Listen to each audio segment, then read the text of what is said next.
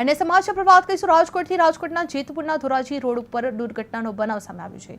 ભાગવત સપ્તાહની પૂર્ણાહુતિ બાદ મંડપ અને ડોમ ઉતારવાની કામગીરી દરમિયાન 3 મજૂરોને વીજ શોક લાગ્યો હતો। આ મળતી માહિતી મુજબ સોજિત્રા પરિવાર દ્વારા ભાગવત સપ્તાહનું આયોજન કરવામાં આવ્યું હતું। આ કાર્યક્રમ પૂર્ણ થયા બાદ મંડપ ઉતારતી વખતે લોખંડની ઘોડો એક સાઈડથી બીજી સાઈડ ખસેડતા ઉપરથી પસાર થતી વીજ લાઈન સંપર્ક થતા અકસ્માત સર્જાયો હતો।